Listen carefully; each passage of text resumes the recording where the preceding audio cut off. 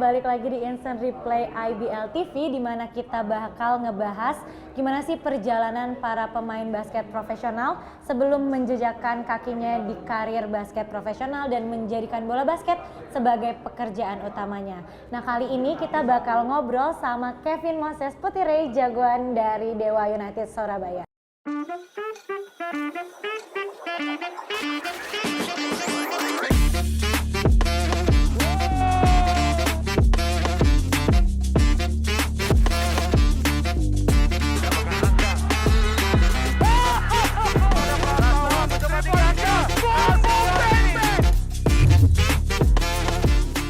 Ayo fans, saat ini Alia udah bareng sama jagoan dari Dewa United Surabaya, Kevin Moses Putire. Halo Moses. Halo. Akhirnya ada di Instant Replay sesuai request dari IBL fans nih, pengen gitu Moses ada ada di sini. Iya. Gitu. Nah, aku sebenarnya kali ini kita mau nanyain gimana sih perjalanan karir kamu sebelum kamu main basket profesional sampai akhirnya menjadikan bola basket itu sebagai pekerjaan utama kamu sekarang. Gitu. Nah, soalnya yang kita tahu nih sebelumnya Moses itu sempat main futsal, terus juga sempat berkarir di sepak bola ya. Nggak sampai berkarir sih, tapi pernah main lah gitu. Oke, itu boleh diceritain nggak sih gimana dan kapan waktunya? Itu sih sebenarnya waktu masih sekolah ya, itu semua karena kan dulu sepupu juga Rocky Putirai. Dia kan pemain timnas bola gitu. Jadi kayak pengen lah gitu, pengen kayak dia. Kayak gitu aja, habis itu ya ternyata nggak sejalan. Kenapa nggak sejalannya? Waktu itu jadi kata pelatih di sekolah, dia nggak mau ngambil gua masuk ke tim karena gua badannya terlalu kecil katanya waktu itu. Oh, jadi itu pas SMP berarti? Iya, jadi kayak terlalu kecil katanya, jadi males main gitu. Terus akhirnya kenapa bisa nyemplung ke dunia basket? Waktu itu karena jadi kalau di sekolah tuh dulu misalnya hari Senin tuh ekstrakurikulernya bola gitu. Selasanya itu basket. Terus waktu hari Seninnya, karena hari Seninnya dibilang pelatih nggak mau, badannya terlalu kecil. Akhirnya Selasanya tuh nggak tahu mau ngapain, terus kayak pelatih basketnya bilang, ya udah main basket aja. Terus dia bilang kalau di basket nggak peduli sama size, katanya. Ya udah main. Waktu itu main-main aja, kayak gitu sih. Moses sendiri ada di tim Dewa United Surabaya, di mana yang kita lihat banyak banget pemain-pemain senior di sana. Gimana sih Moses sebagai salah satu pemain muda yang ada di tim, cara menghadapi dan bisa collaborate lah sama senior-senior lain, kendala dan kelebihannya apa sih?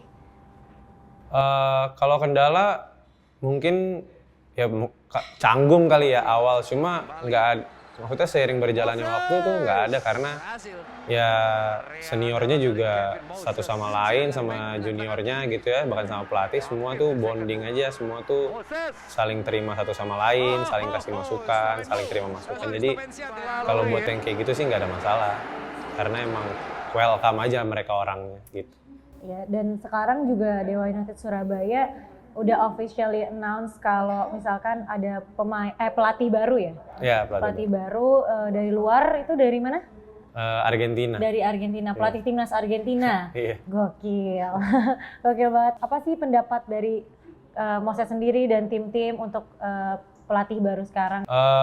Kalau yang kita rasa ya sebagai pemain ya well coach lah, dia pelatih berpengalaman, pengalamannya tuh dunia lah istilahnya. Dia kan asisten pelatih Argentina gitu.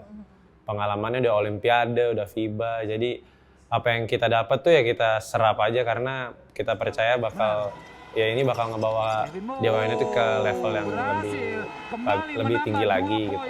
Kalau targetnya sih memang sama tim ini ya, kita kan targetnya mau ke final gitu loh, mau juara. Jadi ya kita berharap dan kita bakal terus kerja keras buat nyampe ke target itu. Nah, Moses, dari kehadiran pelatih baru dari luar dan dengan pengalamannya sebagai pelatih timnas Argentina, dari segi porsi latihan, dari segi komunikasi sama coaching staff, itu ada yang berubah nggak, atau yang lebih sulit atau jadi justru lebih mudah? Bisa dijelasin nggak ke IBL fans? Kalau buat lebih sulit atau lebih mudah sebenarnya nggak juga ya, karena kan posisinya dia tuh head coach gitu loh, jadi komunikasi ke staffnya sebenarnya nggak jauh beda sama head coach yang lain. Cuma emang porsi latihannya juga kita nggak berubah kok porsi latihannya. Tetap sama latihannya, cuma memang lebih detail aja. Jadi dia tuh lebih mementingkan detail-detail kecil yang tadi nggak perhatiin, tapi yang kayak gitu tuh dia detail kecil itu yang dia perhatiin banget. Jadi kalau bedanya tuh cuma lebih detail aja sih. Oke, berarti perbedaan sama pelatih sebelumnya mungkin sekarang lebih detailing sama fundamental. Sama hal yang fundamental gitu. Nah, dan kamu tuh sebelum ada pelatih ini juga kan sempat jadi Rookie of the Year ya? Apa Most Improved Player kan? Nah, apa sih yang sebenarnya ngebedain kamu di tahun kemarin sama kamu di tahun ini? Apa aja yang udah kamu elaborate sampai akhirnya bisa sampai di titik ini? Itu sih lebih ke, ya kalau maksudnya bisa mencapai di level itu tuh semua ya karena kepercayaan pelatih sih, dan apa ya istilahnya kalau kita bilangnya hard work pays off gitulah. Jadi selain dipercaya pelatih, apa yang kita latih juga keluar lah di lapangan kayak gitu dan berbuah hasil. Nah hasilnya bisa nyampe di kemarin bisa dapat most improve itu ya itu semua ya apa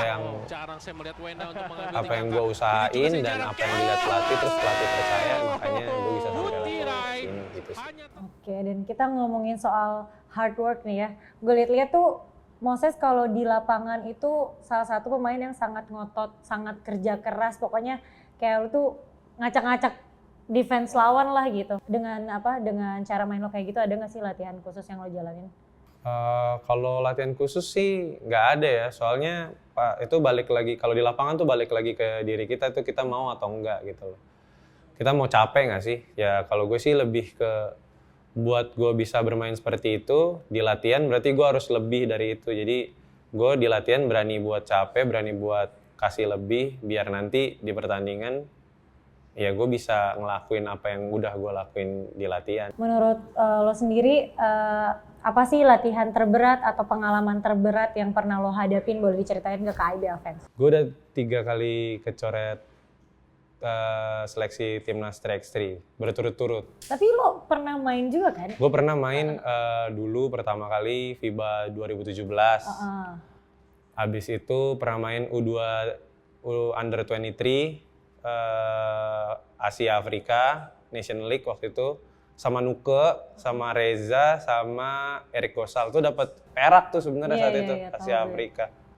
Cuma habis itu dipanggil seleksi Asian Games, SEA Games, terus kemarin juga kepanggil SEA Games. Cuma ya 3-3-nya gue belum pernah dapat ya. 3-3 kecoret semua. Jadi ya bukan regret lah, bukan penyesalan, tapi apa ya, masih ngeganjel, masih pengen kayak gila masa gue kecoret mulu sih.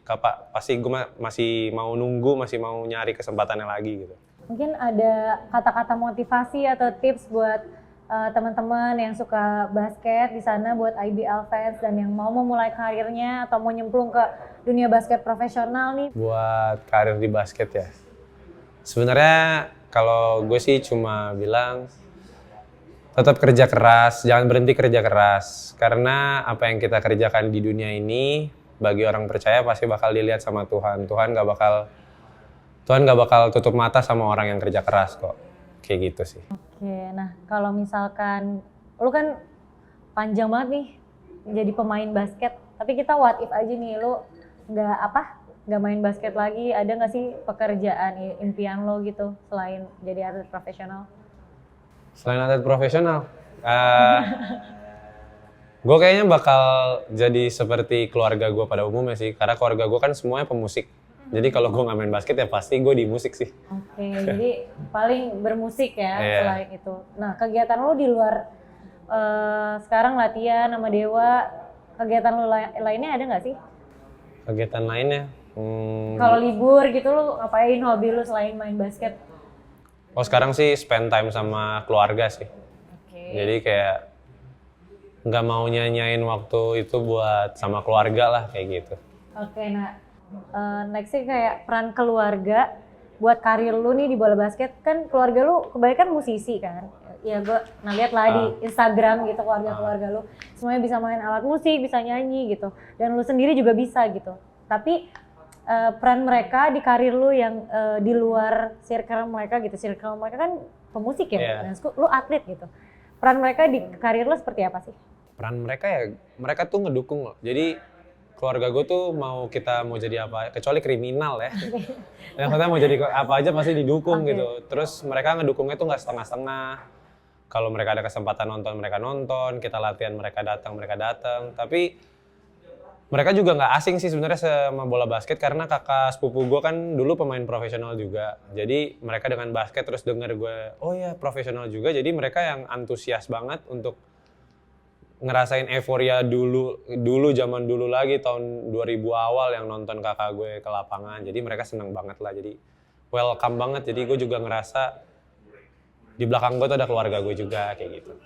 Oke, Moses, apa sih pengalaman yang paling berkesan buat lo dan tak terlupakan gitu ketika lo kecemplung di liga basket profesional ini? Ya yang gue nggak lupain tuh season lalu lawan Bima Perkasa game 2 playoff sisa 3 detik. Berarti waktu di IBL di Cisarua? Bukan, playoff di Mahaka. Di Mahaka. Iya. Itu deh maksudnya sampai sekarang gue nggak pernah bisa lupa karena tembakan itu. Karena Jamar buzzer beater itu circus shot lah ya, itu nembaknya unorthodox gitu. Masuk kita Dewa United waktu itu masih Louvre Dewa United bisa masuk semifinal. Karena game berikutnya kita bisa menangin gitu loh, jadi sama jadi 2-1. Bahkan sampai season kemarin nih, season sekarang kalau kita pemanasan kan pasti di replay gitu ya. Gue pasti colek-colekan sama Jamar J. Kayak emang gak bakal bisa lupa momen itu, momen sampai sekarang itu masih momen yang wah banget lah, maksudnya kayak unforgettable banget momen itu.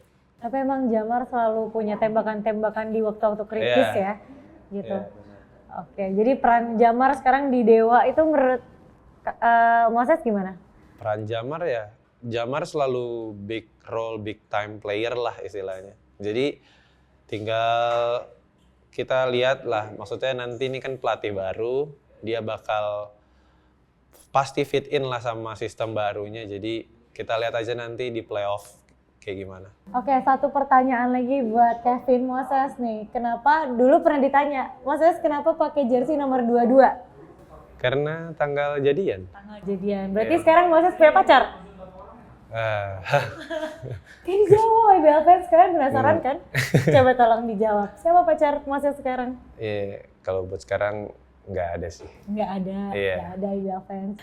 Oke, jadi itu terjawab ya semuanya yang pengen tahu Kevin Moses siapa sih pacarnya sekarang dan kenapa pakai jersey nomor 22. Terima kasih banyak Moses untuk waktunya buat hadir dan ngobrol-ngobrol di Instant Replay IBL TV. Nah, IBL fans, kira-kira siapa lagi yang pengen kalian ajak ngobrol di sini bareng Alia buat nyeritain perjalanan karir dari sebelum masuk dunia basket profesional hingga sekarang menjadikan bola basket sebagai pekerjaan utamanya? Komen di bawah ya. Jangan lupa untuk like, subscribe, and share IBL TV buat tetap update untuk episode-episode selanjutnya. Thank you, Moses. Bye-bye.